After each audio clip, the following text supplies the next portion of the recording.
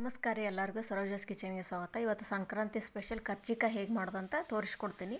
ಫಸ್ಟ್ಗೆ ನಾನಿಲ್ಲಿ ಮೈದಾ ಹಿಟ್ಟನ್ನ ತೊಗೊಂಡಿದ್ದೀನಿ, 1 kg ಮೈದಾ ಹಿಟ್ಟು. ಇದನ್ನ ಜರಡಿ ಹಿಡ್ಕೊಂಡು ಸ್ವಲ್ಪ ಉಪ್ಪು ಮತ್ತು ಬಿಸಿಯಾಗಿರೋ ಎಣ್ಣೆ ಒಂದು 2 ಚಮಚ, ಇಲ್ಲಿ ಚಮಚ ತೋರಿಸ್ತಾ ಇದ್ದೀನಲ್ಲ ಇದರಲ್ಲಿಂದ 2 ಚಮಚ ಬಿಸಿ ಎಣ್ಣೆ ಹಾಕ್ಕೊಂಡು ಈ ಥರ ಕಲಿಸ್ಕೋಬೇಕು. ಫಸ್ಟಿಗೆ ಎಣ್ಣೆ ಬಿಸಿ ಇರುತ್ತೆ, ಸ್ವಲ್ಪ ನೋಡ್ಕೊಂಡು ಈ ಥರ ಕಲಿಸ್ಕೋಬೇಕು. ಆಮೇಲೆ ಸ್ವಲ್ಪನೇ ಈ ಥರ ಅಷ್ಟು ಹಿಟ್ಟಿಗೆ ಹಾಕಿ ಕಲಿಸ್ಕೊಂಡು ಸ್ವಲ್ಪ ನೀರು ಹಾಕ್ಕೊಂಡು ಈ ಥರ ಗಟ್ಟಿಯಾಗಿ ನಾದ್ಕೋಬೇಕು. ಈ ಥರ ಹಿಟ್ಟು ಸ್ವಲ್ಪ ಗಟ್ಟಿಯಾಗಿಯೇ ಇರಬೇಕು. ಆಮೇಲೆ ಇಲ್ಲಿ ಶೇಂಗಾ ಹುರ್ಕೊಂಡು ಇಟ್ಕೊಂಡಿದ್ದೀನಿ ನಾನು. ಇದನ್ನ ತರಿಯಾಗಿ ಮಿಕ್ಸಿ ಮಾಡ್ಕೊಂಡಿದ್ದೀನಿ. ಮತ್ತು ಪುಟಾಣಿನೂ ಅಂದರೆ ಅರ್ಧ kg ಪುಟಾಣಿ, ಅರ್ಧ kg ಶೇಂಗಾ ಎರಡೂ ಮಿಕ್ಸಿ ಮಾಡಿ ಇಟ್ಕೊಂಡಿದ್ದೀನಿ. ಇಲ್ಲಿ ಬೆಲ್ಲನೂ ನಾನು ಜಜ್ಜಿಟ್ಕೊಂಡಿದ್ದೀನಿ.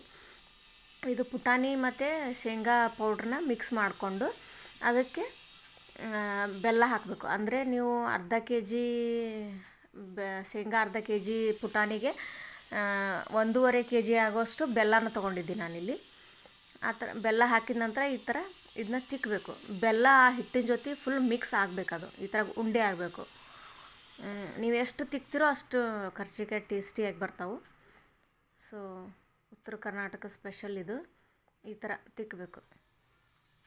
ಆಮೇಲೆ ತಿಕ್ಕಿದ ನಂತರ ಇದಕ್ಕೆ ಎಳ್ಳು, ಹುರಿದಿಟ್ಕೊಂಡಿರೋ ಎಳ್ಳು, ನೀವು ಯಾವುದಾದ್ರೂ ಹಾಕೋದು, ಬಿಳಿ ಎಳ್ಳು, ಕರಿ ಎಳ್ಳು, ಮತ್ತು ತುರ್ಕೊಂಡಿರೋ ಕೊಬ್ಬರಿ, ಏಲಕ್ಕಿ ಪುಡಿ, ಗಸಗಸೆನ ಹುರ್ಕೊಂಡು ನಾನು ಎಲ್ಲ ಹಾಕಿ ಇದನ್ನ ಚೆನ್ನಾಗಿ ಮಿಕ್ಸ್ ಮಾಡಬೇಕು. ಮತ್ತು ಇಲ್ಲಿ ಹಿಟ್ಟು ನಾದಿರ್ತೀವಲ್ಲ ಇದನ್ನ ಸಣ್ಣ ಉಳ್ಳೆಗಳನ್ನಾಗಿ ತೊಗೊಂಡು ಈ ಥರ ಕಡ್ಬಿಗೆ ನಾವು ಉದ್ದಕ್ಕೆ ಲಟ್ಟಿಸ್ತೀವಲ್ಲ ಈ ಥರ ಲಟ್ಟಿಸ್ಕೋಬೇಕು. ಇದು ಮೈದಾ ಆಗಿರೋದ್ರಿಂದ ಜಲ್ದಿ ಹಿಗ್ಗೋದಿಲ್ಲ. ಸೊ ಈ ಥರ ಲಟ್ಟಿಸ್ಕೋಬೇಕು.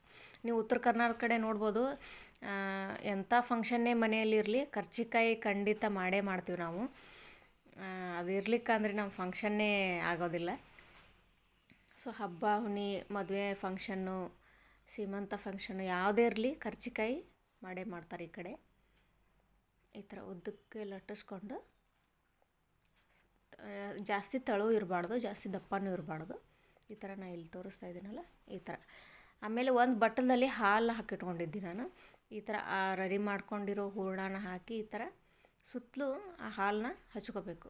ಈ ನೀವು ಬಟ್ಸ್ ಇರ್ತಾವಲ್ಲ ಅದರ ಸಹಾಯದಿಂದ ಈ ಥರ ಸುತ್ತಲೂ ಹಚ್ಕೊಂಡು ಯಾವ ಥರ ಫಿಲ್ ಮಾಡ್ಕೊಳಂತ ಇಲ್ಲಿ ತೋರಿಸ್ತಾ ಇದ್ದೀನಿ ನೋಡಿ.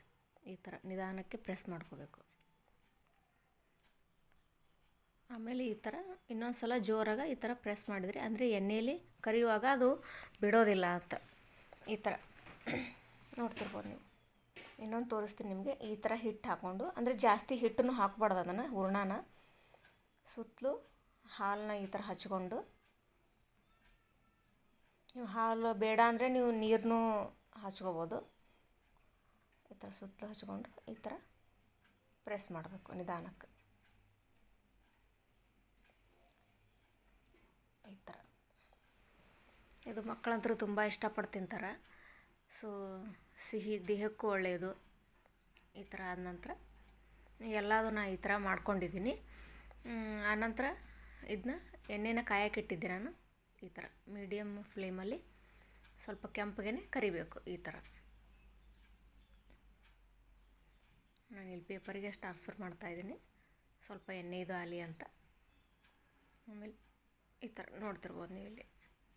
ಸೊ ನಮ್ಮ ಚಾನಲ್ ಯಾರು ಸಬ್ಸ್ಕ್ರೈಬ್ ಆಗಿಲ್ಲ ಪ್ಲೀಸ್ ಸಬ್ಸ್ಕ್ರೈಬ್ ಆಗಿ. Thank you.